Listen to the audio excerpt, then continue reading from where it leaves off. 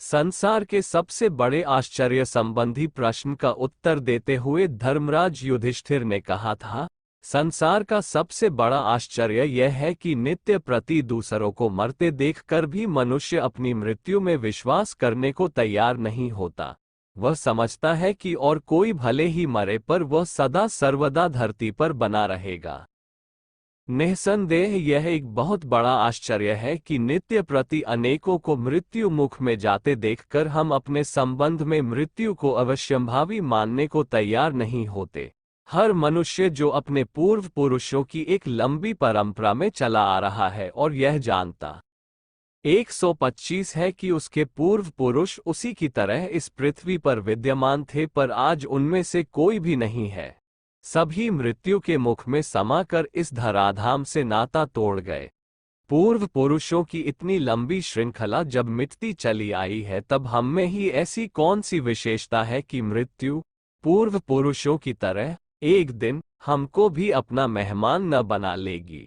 हर मनुष्य को एक दिन मृत्यु का मेहमान बनना ही होगा। परमात्मा का यह अटल नियम किसी के लिए भी अपवाद नहीं बन सकता। सोचने की बात है कि यदि मनुष्य के लिए परमात्मा ने मृत्यु का अनिवार्य प्रतिबंध न लगाया होता तो क्या आज तक पृथ्वी पर इतनी जनसंख्या न हो जाती कि इस धरती पर तिल रखने की भी जगह न रहती।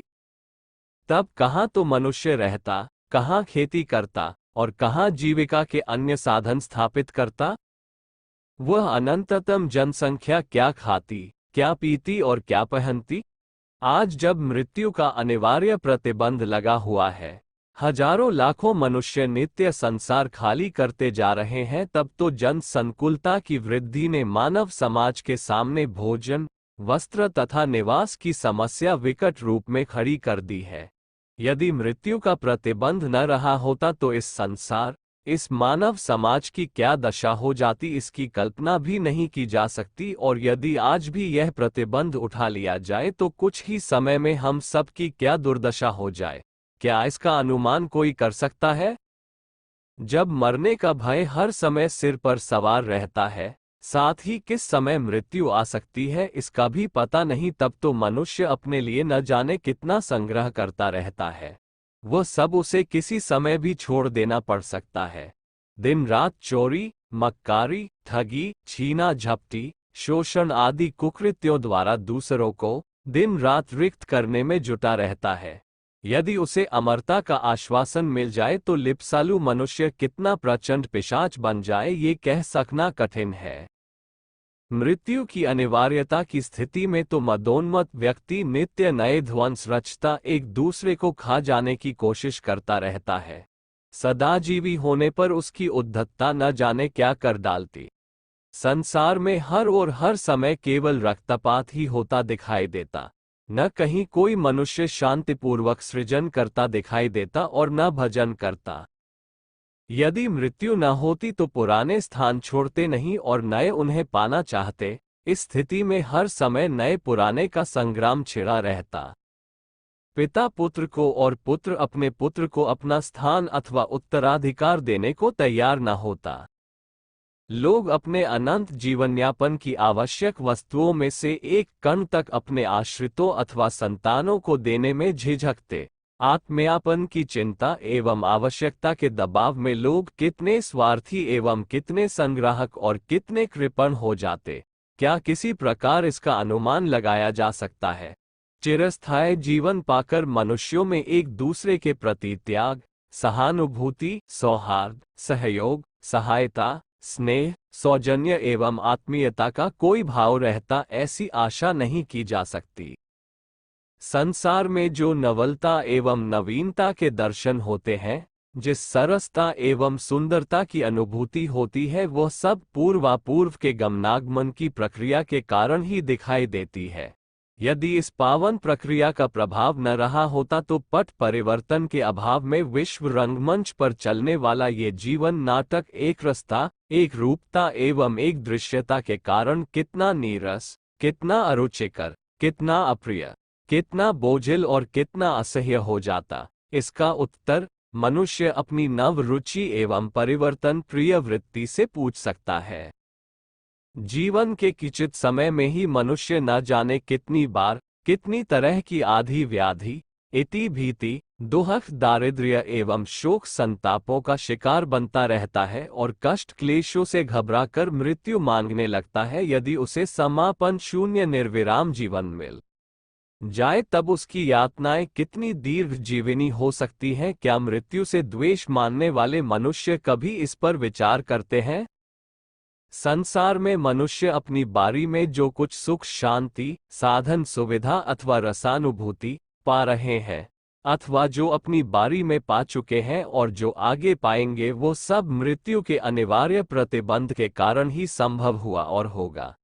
यदि यह प्रतिबंध न रहा होता या आज उठ जाए तो हमारा ये संसार रौरव नरक में भी भयानक बन जाए, इसमें किसी प्रकार का संदेह नहीं है। मृत्यु मनुष्य के लिए एक मैत्रीपूर्ण वरदान है। इसे परमात्मा की असीम अनुकंपा समझकर उसे बार बार धन्यवाद देकर कृतज्ञता प्रकट करनी चाहिए। मृत्यु से भयभीत होने वाले लोगों में अधिकतर वे ही लोग होते हैं जो जीवन को उस प्रकार नहीं जीते जिस प्रकार एक मनुष्य को जीना चाहिए। अकरणीय एवं दंडनीय कर्मों की गठरी तैयार कर लेने वाला स्वभावतः भयभीत होगा ही, क्योंकि वह अच्छी तरह जानता है कि उसने ऐसे ऐसे कार्य किए हैं जो माफ नहीं किए जा सकते और इसके लिए उसे परलोक में सजा पानी है। जीवन रहने तक वे उस यातना से बचे रह सकते हैं, इसीलिए मृत्यु की कल्पना तक से कांप उठते हैं। यद्यपि कुकर्मों का कुफल मनुष्य को विविध प्रकार के रोग, शोक और अपयश, अपवाद के रूप में जीवन काल में भी भोगना पड़ता है और कभी कभी कानून के शिकंजे में फंसकर भी दंड भोगना पड़ता है, किंतु मनुष्य के कुकृत्यों का भोग यहाँ ही पूरा नहीं हो पाता। इन सबको पूरी तरह से परलोक में ही भरना पड़ता है। बहुत से कुकृत्य इस प्रकार के होते हैं जो मनुष्य अपनी चतुराई से समाज अथवा कानून से छिपाए रहता है और बहुतों के दंड से परिस्थिति अथवा संयोगवश बच जाया करता है, किंतु जीवन के पश्चात परलोक में क्या प्रत्यक्ष और क्या अप्रत्यक्ष दोनों प्रकार के कर्मों का पूरा पूरा लेखा जोखा चुका लिया जाता है। जिसने इस प्रकार का कुप्रबंध कर रखा है उसे तो मृत्यु से डर लगेगा ही, पर उसे मृत्यु से भला डर क्यों लगने लगा जिसने मन वचन कर्म से अपने जीवन को यथासाध्य ईमानदारी से पवित्र एवं निष्कलंक रखने का पूरा पूरा प्रयत्न किया है, और यदि संयोग, प्रारब्ध, परवशता अथवा परिस्थितिवश जाने अनजाने कोई अकृत्य कर भी गया है तो उसके हृदय में खेद, पश्चाताप तथा आत्मग्लानि हुई है और आगे के लिए और भी सावधान हो गया है। ऐसे सावधान सुकृति को मृत्यु से कभी भय नहीं लगता, क्योंकि वह जानता है कि उसने ऐसा कोई काम नहीं किया जिसके लिए उसे परलोक में दंड पाना होगा। मृत्यु से भयभीत होने वालों में कुछ ऐसे लोग भी होते हैं जो जीवन की लंबी अवधि को आलस्य, विलास अथवा प्रमाद में गंवा देते हैं, यहाँ तक कि अपने सामान्य कर्तव्यों तथा आवश्यक उत्तरदायित्व को भी ठीक से नहीं निभाते। जब ऐसे लोगों को मृत्यु की याद आती है तब वे शोक करते हुए सोचने लगते हैं कि मैंने अति दुर्लभ मानव जीवन को यूं ही व्यर्थ में गंवा दिया है। यदि इसका ठीक ठीक मूल्यांकन किया होता तो न जाने कितना क्या कर सकता था। अब मृत्यु का झोंका आकर मुझे ले जाएगा और हाथ मलते हुए इस संसार से जाना होगा। इस प्रकार के आलसी एवं असावधान व्यक्ति पश्चाताप की आग में जलते हुए अमृत्यु मनाया करते हैं और चाहते हैं कि यदि उनकी दीर्घ जीवन की गारंटी मिल जाए तो वे अब भी कुछ कर डालें, किंतु खेद है कि उनको इस प्रकार की कोई गारंटी नहीं मिल सकती। पर इससे भी ज्यादा खेद एवं आश्चर्य की बात ये होती है कि वे पश्चाताप में जलते हुए मृत्यु चिंता से भयभीत तो होते रहते हैं, किंतु शेष जीवन को पूरी तरह से करणीय कर्मों में नहीं डुबा देते, जिससे जो कुछ थोड़ा बहुत लोक परलोक बन सके वही सही। यदि आज भी वे जितनी कामना अधिक जीवन की किया करते हैं, यदि उतनी चिंता अपने कर्तव्यों के लिए करें और पूरक गति से काम में जुट जावे तो संभव है उनकी तन्मयता एवं तीव्रता विगत जीवन की क्षति पूर्ति कर दे। किंतु दुर्भाग्य है कि दिन दिन आलस्य, विलास एवं प्रमाद का अभ्यासी मृत्यु की चिंता करने के अतिरिक्त कुछ करना नहीं चाहता। धोखे से आना तो दूर, यदि कहकर भी आए तब भी मृत्यु उन कर्मवीरों को भयभीत नहीं कर सकती जिनका अणु अणु अपने पावन कर्तव्यों में आत्मविभोर होकर निमग्न रहता है। उन्हें जब अपने काम के सम्मुख दीन दुनिया की खबर ही नहीं रहती, तब भला मृत्यु जैसे निरर्थक विषय पर विचार करने के लिए न तो उसके पास फालतू समय ही होता है और न मस्तिष्क क्रिया करता है। मृत्यु की सुनसान दरीचियों की ओर उसका ध्यान ही नहीं जाता। कर्तव्यवान व्यक्ति दिन रात जिंदगी के मुखर मार्गों में ही विचरण करता है। अकर्मण्यता, निष्क्रियता एवं अकर्तव्यशीलता मृत्यु की सबसे बड़ी स्मारिकाएं हैं। उनको समीप न आने देने वाला कर्मवीर मृत्यु से डरना तो दूर, उसकी याद तक नहीं करता। धर्मवीर तो मृत्यु के नाम से पुलकित हो उठता है।